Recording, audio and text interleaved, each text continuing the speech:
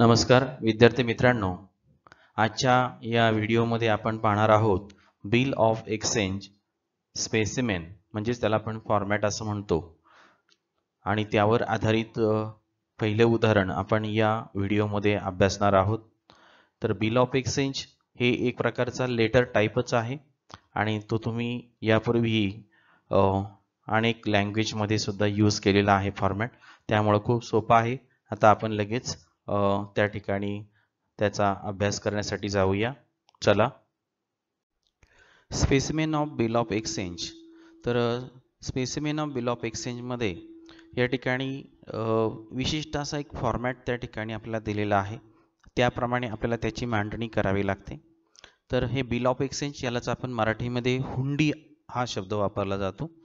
तर या ठिकाणी बिल ऑफ एक्सचेंज किंवा हुंडी एक व्यक्ती दुसऱ्या व्यक्तीला, म्हणजे जो एक व्यक्ती जो आहे तो आपण थोडक्या वेळ विक्रेता म्हणूया आणि त्यालाच आपण सेलर म्हणतो आणि त्यालाच या ठिकाणी या फॉर्मॅटमध्ये शब्द वापरला आहे ड्रॉवर। त्यानंतर दुसरा व्यक्ती आहे खरेदीदार परचेसर, त्यालाच या फॉर्मॅटमध्ये शब्द आलेला आहे ड्रॉवी। तर अशा प्रकारे सेलर म्हणजेच ड्रॉवर आणि परचेसर म्हणजेच ड्रॉवी अशा दोन व्यक्तींमध्ये जो व्यवहार होतो तर तो व्यवहार त्या ठिकाणी रोखीने न होता उधारीच्या अनुषंगाने होतो। उधारीचा कालावधी, उधारीची रक्कम याबद्दलची देवाणघेवाण त्या ठिकाणी सर्वच ठिकाणी होत असते।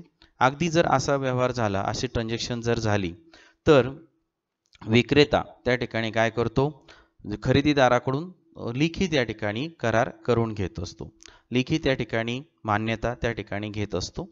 तर ती जी मान्यता आहे, तर मान्यतेसाठी जे कागदपत्र किंवा जे आपण पत्र तयार करतो, लेटर तयार करतो किंवा हा जो आपण फॉर्मॅट अभ्यासणार आहोत तो तयार करतो आणि त्यावरती तो खरेदीदार त्यास मान्यता देतो आणि अशा प्रकारे एक प्रकारे माल विकलेला आहे आणि पुन्हा परत तो समोरचा खरेदीदार त्या ठिकाणी विशिष्ट रक्कम विशिष्ट कालावधीमध्ये देण्याचं कबूल करतो, मान्यता देतो। तर ते जो कागद तयार होतो, जे डॉक्युमेंट्स तयार होते त्यालाच बिल ऑफ एक्सचेंज असं म्हणतात। तर इथे आपण आता पाहणार आहोत सेलर म्हणजेच ड्रॉवर आणि परचेसर म्हणजेच खरेदीदार म्हणजेच ड्रॉवी। तर अशा दोघांमधली ही ट्रान्झॅक्शन्स आहे।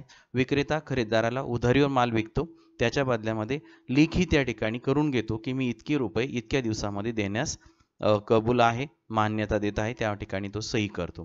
तर ते जे डॉक्युमेंट्स तयार होतं ते म्हणजेच बिल ऑफ एक्सचेंज होय। तर त्याचं कशा पद्धतीने मांडणी करायची आहे, कशा प्रकारे त्याचं स्ट्रक्चर किंवा रचना आहे ते आपण आता पाहूया। पहिल्यांदा सिंपलपणे मध्यभागी बिल ऑफ एक्सचेंज असं मध्यभागी नाव द्यायचं आहे। नाव दिल्याच्या नंतर त्या ठिकाणी डाव्या बाजूला एक ओळ सोडून डाव्या बाजूला जायचं आहे आणि दोन ओळीचा चौकोन, त्यामध्ये स्टॅम्प असे 5 अक्षर त्या ठिकाणी लिहायचे आहेत, म्हणजेच आपला रेव्हेन्यू स्टॅम्पचं तिकीट या ठिकाणी चिटकवायचे असते। त्याच्यानंतर एक ओळ सोडून खाली पुन्हा परत चौकोन करायचा आहे आणि तिथे आपल्याला जी अमाऊंट घ्यावयाची आहे किंवा विक्रेत्याला किंवा ड्रॉवरला खरीददाराकडून जी रक्कम घ्यावयाची असते ती रक्कम अंकामध्ये अमाऊंट इन फिगर्स त्या ठिकाणी लिहिली जात असते। मग इथे रुपीचा सिम्बॉल आणि त्यापुढे अमाऊंट लिहायची असते। तर अशा प्रकारे त्याला एक चौकोन करायचा असतो साधारणपणे, म्हणजे इथे स्टॅम्पच्या 2 ओळी, एक मध्ये एक ओळ आणि परत अमाऊंटसाठी एक चौकोन, एक किंवा 2 ओळी, म्हणजे असे 4 ते 5 ओळी इथे आपल्याला जातील डाव्या बाजूला। सेम टू सेम एकदम ॲक्युरसी आणि ॲक्युरेट ठरलेलं आहे कुठं काय लिहायचं आहे ते। मग एक ओळ बिल ऑफ एक्सचेंज, त्याच्या खाली एक ओळ कोरी सोडणे, त्याच्या खालच्या ओळीला डाव्या बाजूला स्टॅम्प 2 ओळीचा आणि एक ओळमध्ये आणि एक अमाऊंट ओळीचा, अशा प्रकारे 4 ते 5 ओळी। आता त्याचबरोबर स्टॅम्पच्या समोर उजव्या बाजूला जायचं आहे आणि उजव्या बाजूला पहिल्या ठिकाणी लिहायचं आहे ड्रॉवर्स नेम। तुम्हाला माझा कर्सर स्टँडिंग लाईनमध्ये दिसत असेल सर्वांना। तर ड्रॉवर्स नेम म्हटलंय म्हणजे इथे ड्रॉवरचं नाव लिहायचं आहे। ड्रॉवर म्हणजे सेलर म्हणजेच विक्रेता, या विक्रेत्याचं नाव तो इथे स्वतः लिहितो। अर्थात हे सगळं विक्रेताच तयार करतो, ड्रॉवरच तयार करतो। आणि इथे त्याच्या खाली नंतर ड्रॉवरचा जो ॲड्रेस असेल तो तुम्ही एका ओळीमध्ये किंवा 2 ओळी असेल तर 2 ओळीमध्ये हे एकाखाली एक एका मार्जिनमध्ये लिहायचं आहे। तुमच्या लक्षात आलं असेल की राईट मार्जिन त्या ठिकाणी मारलेलं आहे। बरोबर हे जी मी कर्सर माझा हलत आहे तर तुमच्या लक्षात आलं असेल की इथूनच बरोबर रायटिंग करायला सुरुवात केलेली आहे आणि बरोबर उजव्या साईडला क्रमाने लिहित गेलेले आहे आणि हे शब्द सुद्धा एका खाली एक आलेले आहेत, म्हणजे डी डी डी 3 डी तुम्हाला दिसत असतील. तर याच पद्धतीने आपण इथं नाव टाकताना सुद्धा ही काळजी घ्यायची की एकाच ओळीला आपले स्टार्टिंगचं अक्षर आलं पाहिजे. म्हणजे नाव लिहित असताना पत्ता एक ओळ नाही पुरला, दुसरी ओळ घ्या, काय हरकत नाही. आपण कारण इकडे स्टॅम्पला जवळजवळ अमाऊंटपर्यंत 5 ओळी गेलेल्या आहेत. मग इकडे पण आपण 5 ओळींचा यूज करू शकतो छानपैकी. पहिल्या ओळीला drawer name, only drawer name, त्याच्या खाली मग ॲड्रेस, एक ओळ घ्या, 2 ओळ घ्या, फारच गरज पडली तिसरी ओळ घेऊ शकता. त्याच्यानंतरचा पॉईंट आहे मात्र डेट ऑफ बिल ड्रॉन. म्हणजे ज्या दिवशी ड्रॉवर म्हणजेच विक्रेता सेलर बिल तयार करतो, ही बिल ऑफ एक्सचेंज तयार करतो, हुंडी तयार करतो, त्या दिवशी जी तारीख असते ती तारीख ड्रॉवर त्या ठिकाणी लिहित असतो.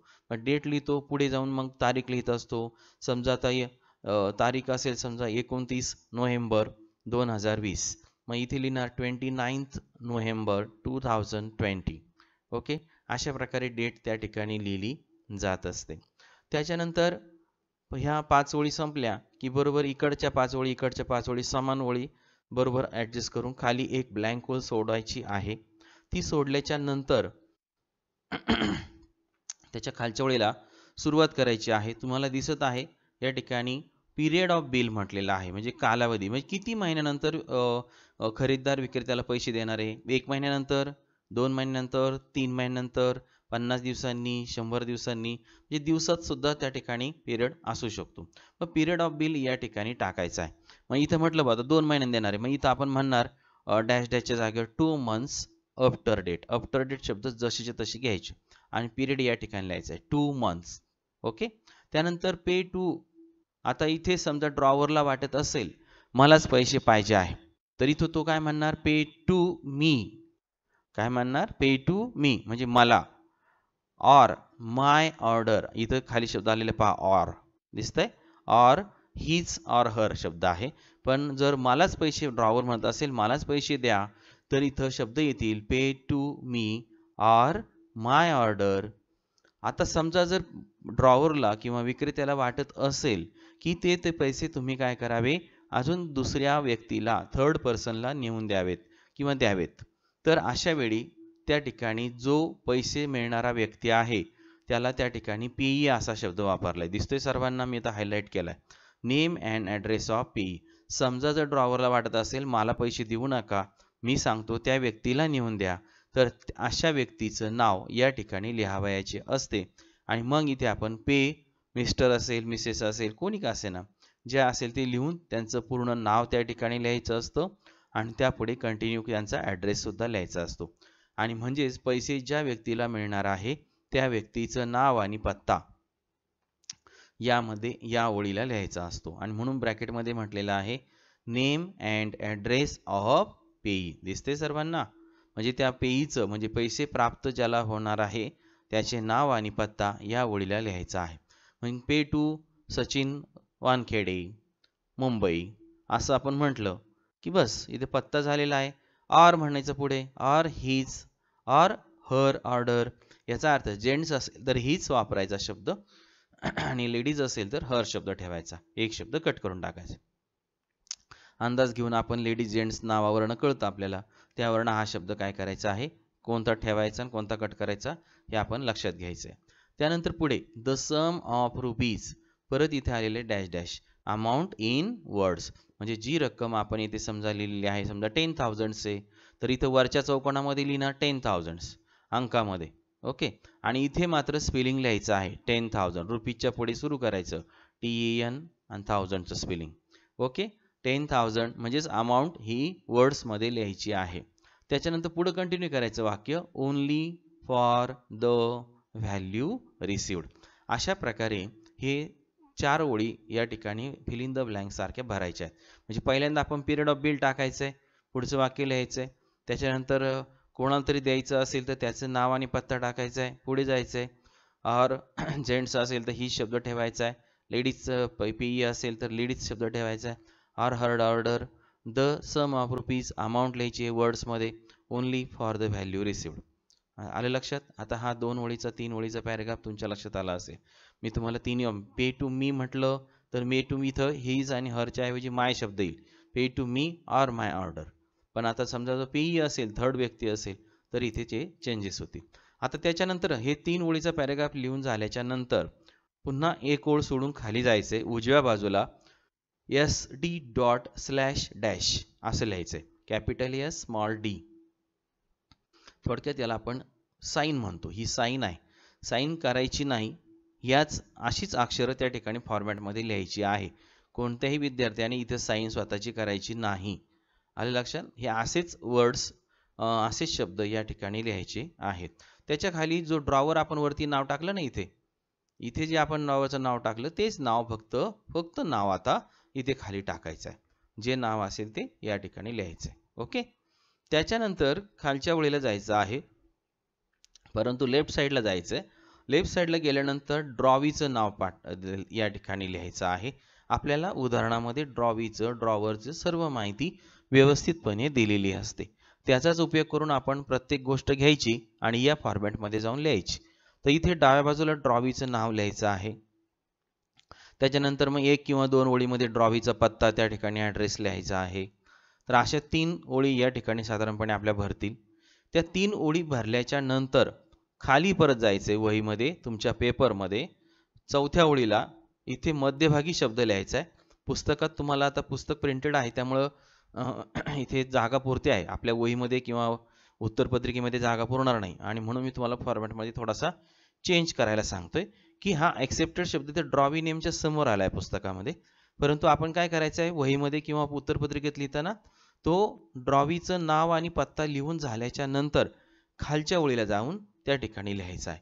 म्हणजे आपल्याला जागा व्यवस्थित पुरेल. मध्यभागी लिहायचं आहे, ॲक्सेप्टेड म्हणायचं आहे. त्याच्या खाली परत हे जे सिग्नेचर आहे ना SD/- तर ते ॲक्सेप्टेडच्या खाली त्या ठिकाणी लिहायचं आहे. त्याच्यानंतर फक्त इथे सुद्धा ड्रॉवीचं नाव त्या ठिकाणी लिहायचं आहे. ड्रॉवीचं नाव लिहून झाल्याच्या नंतर खाली लिहायचं आहे डेट ऑफ बिल ॲक्सेप्टेड, म्हणजे ज्या दिवशी ड्रॉवी त्या ठिकाणी हे बिल ऑफ एक्सचेंज त्याच्याजवळ येते आणि तो त्या ठिकाणी काय करतो, त्या ठिकाणी सही करतो. म्हणून ती सही करतो, म्हणजे सही करायची नाहीये, SD./- एवढंच त्या ठिकाणी लिहायचं आहे ॲक्सेप्टेडच्या खालच्या ओळीला. त्याच्यानंतर ड्रॉवीचं नाव त्या ठिकाणी टाकायचं आहे.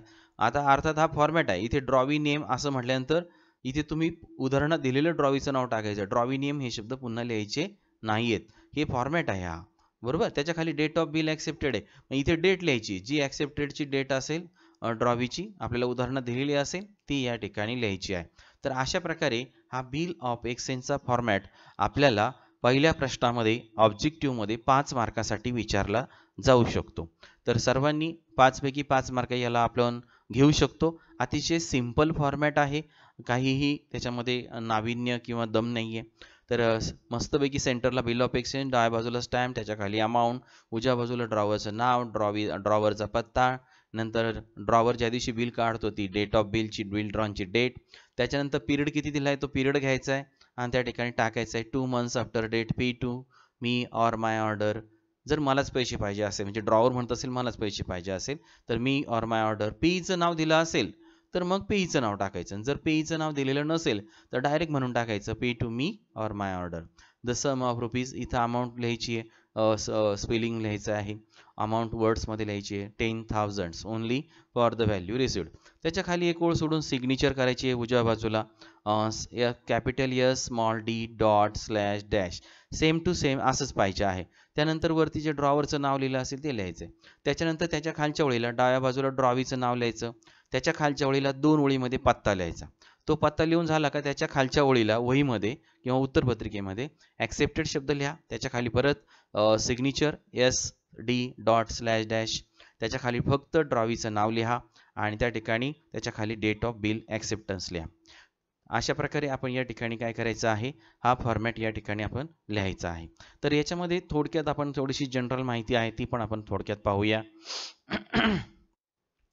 Types of acceptance. पहिला ॲक्सेप्टन्स आहे जनरल ॲक्सेप्टन्स. तर आता कुठल्याही प्रकारची अट न घालता ड्रॉवर त्या ठिकाणी बिल ऑफ एक्सचेंज तयार करतो, हुंडी तयार करतो आणि ड्रॉवीकडे पाठवतो आणि ती ड्रॉवी ॲक्सेप्ट करतो आणि पुन्हा परत ड्रॉवरला परत देऊन टाकतो. तर असं झालं, याला म्हणायचं जनरल ॲक्सेप्टन्स. कोणत्याही प्रकारची त्या ठिकाणी कंडिशन टाकलेली जात नाही. बी पॉईंट आहे आपला क्वालिफाईड ॲक्सेप्टन्स. हा मात्र या ठिकाणी कंडिशन्स, ड्रॉवर काहीतरी कंडिशन्स टाकतो आणि त्यानुसार त्या ठिकाणी पैसे घेतले किंवा दिले जातात. कधी कधी ड्रॉवी ॲक्सेप्ट करत असताना सुद्धा त्या ठिकाणी काही कंडिशन्स टाकतो, तर त्यानुसार त्या ठिकाणी बिलाचे पैसे त्या ठिकाणी दिले घेतले जात असतात. तर त्यालाच आपण म्हणणार आहोत क्वालिफाईड ॲक्सेप्टन्स. म्हणून इथे म्हटलं पाहिजे when drawee accept the bill and with certain qualifications to the order of the drawer it is called qualified acceptance. म्हणजे थोडक्यात काय, ड्रॉवी जेव्हा ड्रॉवी आपण पाहतो, बिल हे जे क्वालिफिकेशन आहे किंवा काही जी कंडिशन्स टाकलेली आहे त्यानुसार ॲक्सेप्ट करतो, तर ते जे बिल तयार होते किंवा तो जी हुंडी तयार होते त्या हुंडीला क्वालिफाईड ॲक्सेप्टन्स असं म्हणतात, की ज्यामध्ये काहीतरी अट ड्रॉवरने टाकलेली असते. ड्रॉवी ती ॲक्सेप्ट करतो आणि त्यालाच क्वालिफाईड ॲक्सेप्टन्स म्हणजेच मान्यता दिलेली स्वीकृती असं त्या ठिकाणी म्हटले जाते. पुढचे प्रकार त्या पाहता क्वालिफाईडचे. Following are the types of qualified acceptance. म्हणजे क्वालिफाईड ॲज टू टाइम, म्हणजे इथं वेळेचं बंधन असतं. म्हणजे इथे आपण ॲक्सेप्टेड शब्द दिसतोय सर्वांना, तर हा माझा कर्सर स्टँडिंग लाईन. तर या ॲक्सेप्टेड शब्दाच्या समोर कंडिशन लिहिली जाते. मग आता क्वालिफाईड ॲज टाइम आहे, मग इथे पुढे लिहिलं जातं ॲक्सेप्टेड ॲट 6 PM ओनली. म्हणजे संध्याकाळी 6 वाजेपर्यंत तुम्हाला काय करावं लागतील, पैसे द्यावे लागतील. क्वालिफाईड म्हणजे इथे आपल्याला एक कंडिशन टाकलेली आहे संध्याकाळी 6 पर्यंत, म्हणजे वेळेचं बंधन आहे का, की आपल्याला संध्याकाळी accepted in 6 PM only today वगैरे असं पण लिहू शकतो. त्याच्यानंतर सेकंड कंडिशन आहे क्वालिफाईड ॲज अ प्लेस, म्हणजे तुम्हाला कोणत्या ठिकाणी पैसे पाहिजे. मग इथे आपण लिहिणार ॲक्सेप्टेड इन संगमनेर ओनली असं त्या ठिकाणी लिहिणार. म्हणजे आपल्याला ज्या ठिकाणी पाहिजे accepted in Pune only, accepted in Mumbai only, अशा प्रकारे ठिकाणाचं नाव टाकून आपण त्या ठिकाणी वर्ड्स ड्रॉवी लिहितो आणि मग खाली त्या ठिकाणी सही करतो. म्हणजे ड्रॉवी या ठिकाणी पैसे स्वीकारायला किंवा हुंडी पैसे द्यायला त्या ठिकाणी तो तयार आहे, कशा प्रकारे तो त्या ठिकाणी सांगत असतो. तर अशा प्रकारे कंडिशन्स त्या ठिकाणी टाकली जात असते. म्हणजे वेळेची कंडिशन असते, प्लेस ठिकाण कंडिशन असते. क्वालिफाईड ॲज टू अमाऊंट, रकमेबाबत सुद्धा त्या ठिकाणी कंडिशन्स टाकली जाते. When the drawee accept the bill for part amount of the bill is known as the qualified acceptance as to amount. म्हणजे आता हा अमाऊंट बाबतचा जो क्वालिफाईड ॲक्सेप्टन्स असतो, तर त्या ठिकाणी मग ड्रॉवी काय करतो, ते सही करत असताना ॲक्सेप्टेड म्हणजे समजा जर आता आपण मगाशी म्हटलं की 10,000 बिल आहे, इथे वरती अमाऊंटमध्ये 10,000, इथे वर्डमध्ये ड्रॉवर म्हणणार 10,000, परंतु इथे जेव्हा बिल ड्रॉवीकडे किंवा खरीददाराकडे जाते, तर खरीददार इथे ॲक्सेप्टेड ₹9,000 ओनली असं त्या ठिकाणी लिहितो. म्हणजे मी 10,000 देण्यास तयार नाही किंवा मी त्याला मान्य देणार, मी फक्त 9,000 देण्यासच काय आहे, तयार आहे. अशा प्रकारे तो लिहितो आणि मग इथे खाली सही करतो, स्वतःचं नाव टाकतो आणि ज्या दिवशी सही केली त्या दिवशीची तारीख टाकतो, म्हणजेच बिल स्वीकारल्याची तारीख, डेट ऑफ बिल ॲक्सेप्टेड त्या ठिकाणी तो लिहित असतो. तर हे 4 ओळी ज्या आहेत हे सर्वात शेवटी खाली उत्तरपत्रिकेमध्ये किंवा वहीमध्ये लिहायच्या असतात. तर आता आपण त्याला म्हणायचं आहे क्वालिफाईड ॲज टू अमाऊंट, म्हणजे रक्कम बाबतचे अट त्या ठिकाणी घातलेली आहे. चौथा प्रकार आहे qualified as to the parties, म्हणजे कुठल्या पार्टीला द्यायची आहे, तर त्या पार्टीचं नाव त्या ठिकाणी टाकणार आणि त्या ठिकाणी मग त्या पार्टीला पैसे त्या ठिकाणी द्यावे लागणार. म्हणजे कधी कधी ड्रॉवर म्हणतो मला नका पैसे देऊ, तुम्ही त्या थर्ड पार्टीला द्या, तर त्या ठिकाणी त्या थर्ड पार्टीला पैसे नेऊन द्यावे लागणार आहेत. तर अशा प्रकारचं जर नेम दिलेला असेल तर त्याला क्वालिफाईड ॲज टू पार्टीज असं म्हटलं. तर पुढे म्हटलं क्वालिफाईड ॲज टू कंडिशन्स. थोडक्यात काय की कुठली पण या ठिकाणी अट टाकलेली आहे आणि मान्यता दिलेली आहे, किंवा अट न टाकता सुद्धा पुन्हा परत ड्रॉवीने अट टाकून संबंधित गोष्टीला मान्यता दिलेली आहे. तर अशा प्रकारचं जर ॲक्सेप्टन्स असेल, अशा प्रकारे जर मान्यता देऊन ड्रॉवीने म्हणजेच खरीददाराने सही केली असेल, तर त्या ॲक्सेप्टन्सला qualified as to conditions acceptance असं म्हटलं जातं. अशा प्रकारे 5 प्रकार सर्वसाधारणपणे ॲक्सेप्टन्सचे पडतात. आपण आता याच्यावर आधारित एक सर्वसाधारण जनरल ॲक्सेप्टन्सचं उदाहरण पाहणार आहोत. बघा आपल्याला खाली उदाहरण दिसत आहे सर्वांना.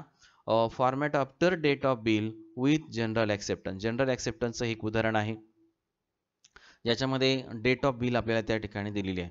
From the following details prepare a format of bill of exchange. म्हणजे खालील माहितीपासून तुम्ही बिल ऑफ एक्सचेंजचा फॉर्मॅट काय करा, तयार करा. मग इथे आपल्याला 5-6 पॉईंट्स त्यांनी आपल्याला माहिती दिलेली आहे. तर ह्या पॉईंट्स आपण फॉर्मॅट पाहिलाय, हे 6 पॉईंट्स आपल्याला दिलेत. एक एक पॉईंट घ्यायचा आणि फक्त तिथे जाऊन लिहून काढायचं आहे, बाकी काही डोकं चालवायचं नाही. एकदम सिम्पल आहे. फक्त जागा कुठे काय लिहायचं हे आपल्याला फिक्स आपल्या लक्षात पाहिजे, म्हणून थोडीशी प्रॅक्टिस करायची आहे. बिल ऑफ एक्सचेंज नेमकं पहिल्या ओळीला काय, दुसऱ्या ओळीला डावीकडे काय, उजवीकडे काय, त्याच्या खाली काय, ह्या सगळ्या गोष्टी थोड्याशा अशा चिंतन मनाने मनन करून थोडं स्मरणात करायच्या आहेत आणि थोडीशी उदाहरणं थोडंसं सोडवायची आहेत. थोडी प्रॅक्टिस केली, सराव केला की तुम्हाला हे सहज 5 पैकी 5 मार्क मिळू शकतील. कारण पहिल्या प्रश्नामध्ये 5 मार्कासाठी फॉर्मॅट येण्याची शक्यता आहे. तर इथे पहा, ड्रॉवरचं नाव दिलेलं आहे. काही का नाव असे ना, आपण घ्यायचं आणि लिहायला सुरुवात करायची. ड्रॉवीचं नाव दिलं, एकदा वाचून घ्या एक्झाम्पल काय आहे पूर्ण. कधी पण पूर्ण प्रश्न वाचायचा आहे. अमाऊंट किती दिली ते पहा, 44,500. टेनर ऑर टर्म म्हणजे कालावधी किती आहे, 3 मंथ्स आहे पैसे देण्याचा. डेट ऑफ बिल, ड्रॉवीने हे जे बिल किंवा हुंडी कधी तयार केलंय, 3 जून 2019 म्हणजे 3 जून 2019 रोजी तयार केले. डेट ऑफ ॲक्सेप्टन्स म्हणजे ड्रॉवीने किती तारखेला ॲक्सेप्ट केलंय, तर 7 जून 2019, 7 जून 2019ला त्याने ॲक्सेप्ट केलेलं आहे. याचा अर्थ इथे आपल्याकडे 2 ठिकाणी डेट लिहाव्या लागतात. ड्रॉवर वरच्या बाजूला कोपऱ्यामध्ये लिहिताना आणि खाली ड्रॉवी ॲक्सेप्ट करतो त्यावेळेसची डेट लिहितो. तर इथे ॲक्सेप्टची डेट आहे 7 जून, ड्रॉवर बिल काढतो ती डेट आहे 3 जून.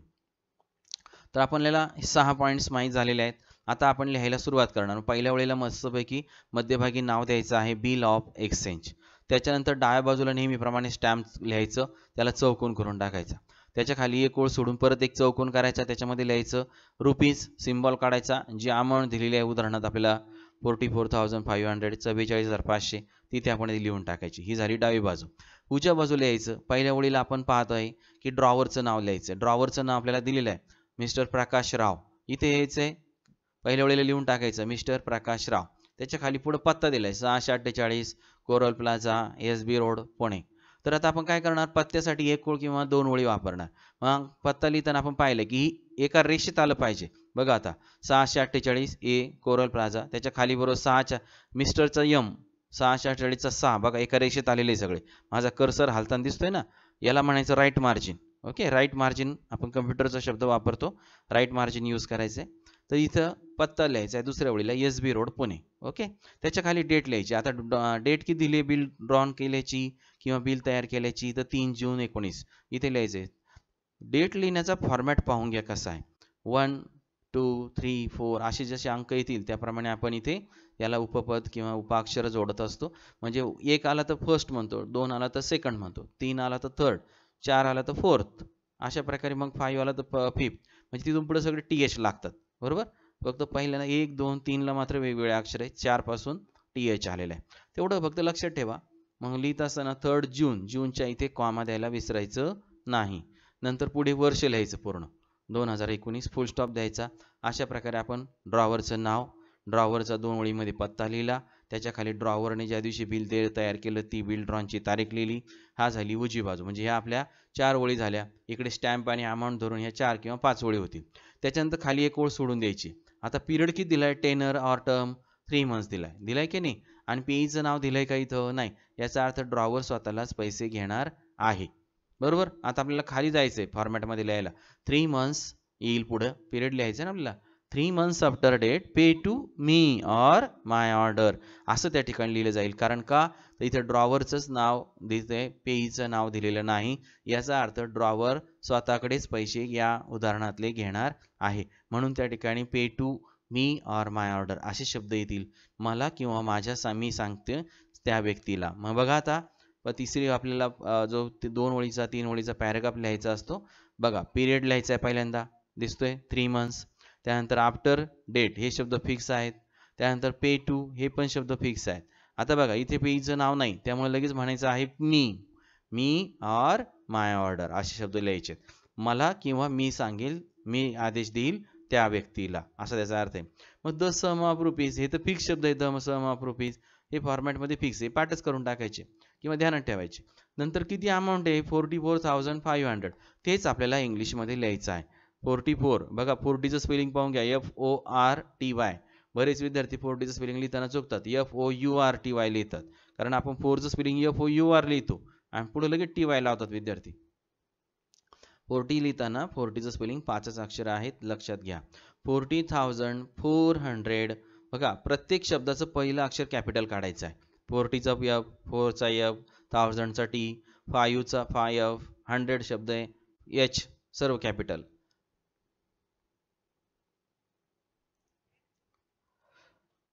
तर इथं 44,500 only for the value received एवढं लिहून टाकायचं.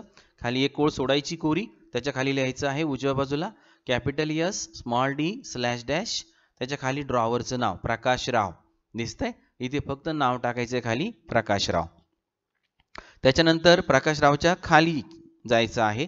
खालच्या वेळेला डाव्या बाजूला लिहायचं आहे TO लिहायचं आहे, कॉमा करायचं आहे. त्याच्या खाली ओळीच्या वेळेला जायचं आहे ड्रॉवीचं नाव लिहायचं राहुल देव. हे बघा आपल्याला उदाहरणामध्ये ड्रॉवीचं नाव दिलेलं दिसते सर्वांना. ड्रॉवीचं नाव बघा मी ब्ल्यू कलरने हायलाइट केलंय दिसते राहुल देव. तर इथे आपण ते नाव या ठिकाणी घ्यायचंय. त्याच्या पुढे त्याचा पत्ता पण दिलेला आहे राहुल देवच्या खाली, तो पत्ता लिहायचा आहे 236 राजापूर रोड जळगाव. ओके, तर अशा प्रकारे आपण पत्ता त्या ठिकाणी लिहिलेला आहे. पत्ता लिहून झाल्याच्या नंतर पुन्हा एक ओळ वाटलंच तुम्ही सोडू शकता खाली. त्याच्यानंतर खाली जायचं आहे एक ओळ सोडून. बघा आता हा याचप्रमाणे वहीमध्ये लिहायचं आहे, पेपरमध्ये लिहायचं आहे, उत्तरपत्रिकेमध्ये लिहायचं आहे. बघा जळगावच्या खाली एक ओळ सोडा कंपल्सरी. त्याच्यानंतर मग खाली मध्यभागी ॲक्सेप्टेड शब्द लिहा, त्याला इन्व्हर्टेड कॉमा करा. त्याच्यानंतर सिग्नेचर मी बोलताना सिग्नेचर म्हणणार, लिहिताना मात्र काय लिहायचं small capital S small D slash dash. इथे मात्र लिहायचं फक्त ड्रॉवीचं नाव आणि ड्रॉवी ज्या तारखेला सही करतो ती डेट ऑफ ॲक्सेप्टन्स या ठिकाणी लिहायची आहे 7 जून 2019. हे बघा आपल्याला दिलेली आहे तारीख, हे बघा दिसते का डेट ऑफ ॲक्सेप्टन्स 7 जून 2019 तीच या ठिकाणी लिहायची. मी तुम्हाला सांगितले बिल ड्रॉन केलं तर 3 जून 19 आणि बिल ॲक्सेप्ट केलं कधी 7 जून 19 दिसते सर्वांना. अशा प्रकारे त्या ठिकाणी तारीख लिहायची आहे. तर दिलेली माहिती आपण या फॉर्मॅटमध्ये टाकायची आणि छानपैकी त्याला काय करायचं आहे चौकोन करायचं. दिसते तुम्हाला आता पुस्तकामधला हा ब्ल्यू किंवा थोडंसं ब्ल्यूची शेड टाकून चौकोन केलेला आहे. तुम्ही आपला जो पेन असेल ब्ल्यू कलरचा किंवा फार तर फार ब्लॅक कलरचा त्याने छानपैकी त्याला काय करा स्क्वेअर करा, बॉर्डर करा आणि आपला हा 5 मार्काचा बिल ऑफ एक्सचेंजचा फॉर्मॅट अगदी दिलेल्या इन्फॉर्मेशनवरून आपण तयार केलेला आहे. तर अशा प्रकारे आपल्याला उदाहरण आपल्याला पाहिजे आहेत. पुढील व्हिडिओमध्ये आपण बाकीची उदाहरणे पाहणार आहोत.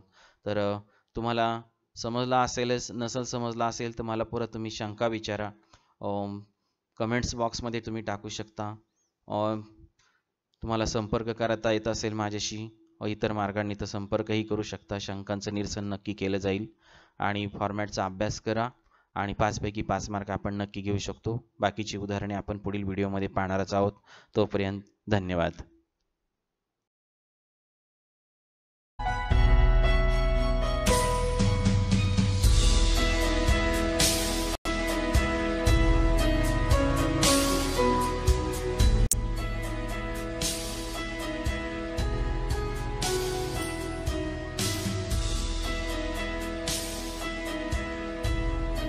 Thanks for watching my video.